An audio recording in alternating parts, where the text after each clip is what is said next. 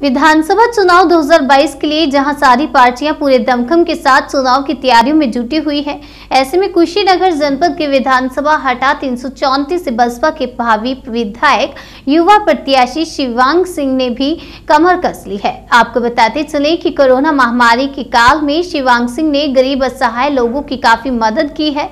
उनके द्वारा गरीब जनता में मास्क, सैनिटाइजर, खाद्य सामग्री और ठंड से बचाव हेतु गरीबों में कंबल का वितरण किया जाता रहा है।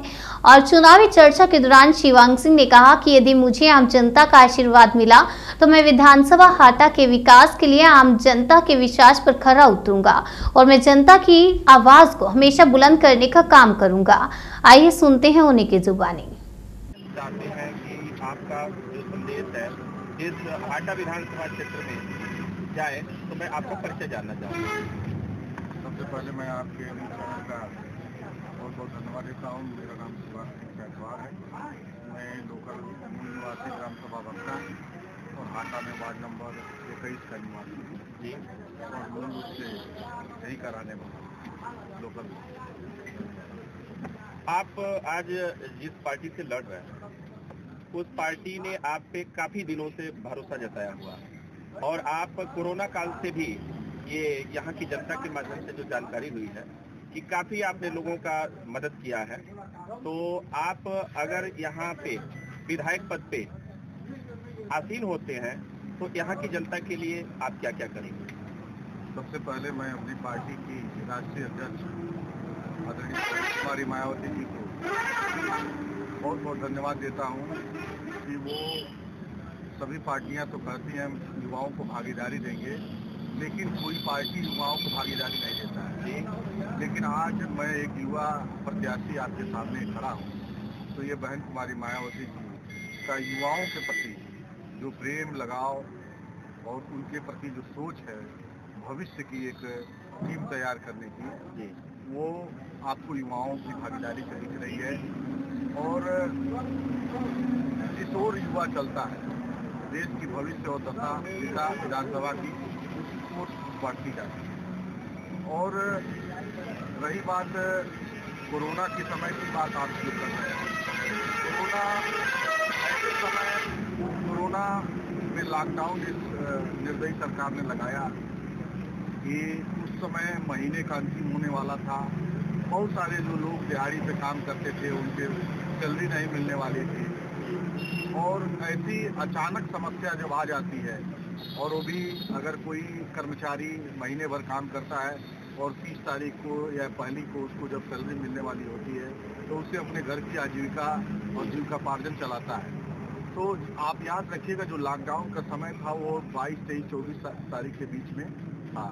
तो मुझे बहुत सारे लोगों ने फ़ोन किया कि हमारे घरों में खाद्य पदार्थ नहीं है। अचानक लॉकडाउन लगने से हम लोग बहुत सारे ऐसे दिहाड़ी मजदूर हैं जो डेली कमाते हैं और डेली खाते हैं, तो उनके लिए बहुत सारी समस्याएं आई। तो हम लोगों ने समझ लीजिए पुलिस की लाठियां उस समय खा कर हमारे लोगों ने, उस समय हमारी पार्टी की मुखिया ने भी कहा था कि जो भी कार्यकर्ता है अपने क्षमता के अनुसार लोगों की मदद। हम लोगों ने खाद्य पदार्थ, सैनिटाइजर, साबुन और मास्क, इतना आलू और मतलब जो भी दैनिक दिनचर्या की जो चीज़ें होती है, आवश्यक होती है, उसको हमने पूरे विधानसभा में वितरण करने का काम किया। इस चौराहे पर भी वितरण करने का काम किया। खास करके नगर का जो क्षेत्र है और हमारे विधानसभा के जहाँ जहाँ से भी लोगों ने हमें जो है पुकारा, हम उनकी मदद की। इसके अलावा भी हम जनसेवा का काम करते रहते हैं, सामाजिक काम करते रहते हैं। मच्छरदानी वितरण हुआ, कंबल वितरण हुआ, ये सब हम करते रहते हैं। बच्चों में पुस्तकों का वितरण होगा, ये सब तमाम चीज़ें हम लोग। जी भैया, आपको अगर हाटा विधानसभा में जब आप विधायक बन जाएंगे तो उस समय आपके मन में एक क्वेश्चन आता होगा कि यहाँ की जो सबसे बड़ी समस्या बेरोजगारी की है, उसके लिए आप क्या क्या करना चाहेंगे? देखिए सर, मैं एक युवा होने के नाते युवाओं के दर्द को समझ सकता हूँ। मेरा यही खेत है बगल में, उसमें लगभग 3.5 बीघे में यूकेलिप्टस लगा और वो यूकेलिप्टस बहुत बड़ा हो गया, लेकिन चूंकि ग्राउंड नहीं होने की वजह से यहाँ के आसपास के बच्चे उसी में जाते हैं दौड़ने। वो पूरा अपना बना लिए हैं और उसमें दौड़ते हैं। लेकिन मैं जब देखता हूँ बेचारे 4-4 साल 5-5 साल वो आर्मी की और पुलिस की भर्तियाँ इंतजार करते हैं और अंतिम में उनकी उम्र समाप्त हो जाती है। और आपको मालूम होना चाहिए कि जब से ये सेंट्रल की गवर्नमेंट आई है 7 सालों में एक भी आर्मी की वैकेंसी इधर नहीं, इधर के लड़कों के लिए एक भी वैकेंसी नहीं।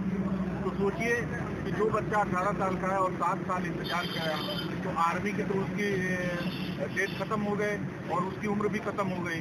इसी तरह से तमाम बच्चे आजकल जो सरकारें चल रही हैं ये टोटल खासकर भारतीय जनता पार्टी की सरकार ये युवाओं के साथ मतलब उनके भविष्य के साथ इतना खिलवाड़ कर रही है कि उनका समय बीत जा रहा है और वो चुनाव इंतजार कर रहे हैं। आए दिन पर्चा जो लीक हो रहा है, बच्चों के पेपर लीक हो जाते हैं और भर्तियां लीक हो जाती हैं।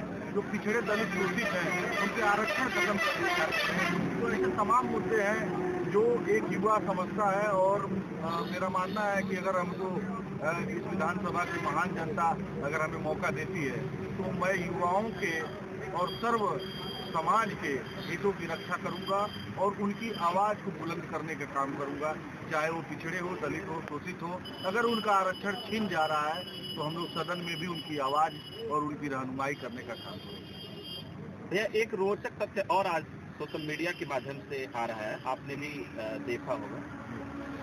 एक नेहा सिंह राठौर जी है, गायक है, ये कहा है कि यूपी में काबा।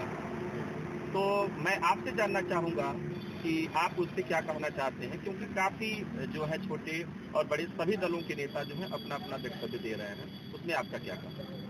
देखिए, नेहा सिंह राठौर जी जो है वो एक समालोचक, आप उनको गायिका कम एक लेखक ज्यादा कर। तो एक लेखक जो होता है ना वो समाज में चल रहे जो कालखंड होता है और जिस समय समाज की परिस्थितियों को देखते हुए जो चला वो अपने कलम के माध्यम से उसको लिखता है। तो नेहा सिंह राठौर ने जो भी लॉकडाउन में या भारतीय जनता पार्टी की सरकार के जो कुकृत्य हैं उसको कलम के माध्यम से और पंक्तियों से इतना अच्छा पिरोया है कि वाकई में अगर वो देखा जाए तो वो एकदम सत्यता प्रतीत होती है।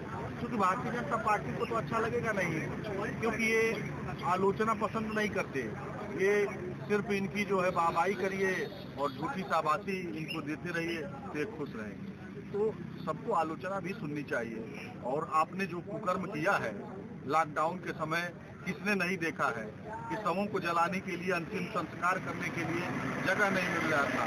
जो मृत्यु गाड़ी थी, जो परिवारजनों की जो मृत शरीर था उसको कुत्ते नोच रहे थे, कफन नहीं मिल रहा था।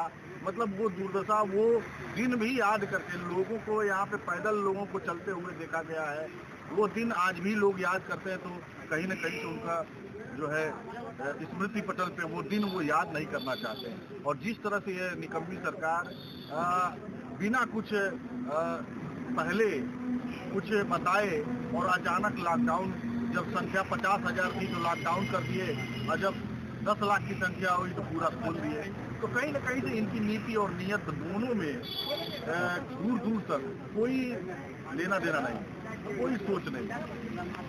और मैं अपने चैनल के माध्यम से जानना चाहता हूँ कि आप अपनी जनता को, क्योंकि आज वर्चुअल जो है आपकी रैली के माध्यम से जो है संदेश देना है, तो हमारे चैनल के माध्यम से आप जनता को क्या संदेश देना चाहते हैं?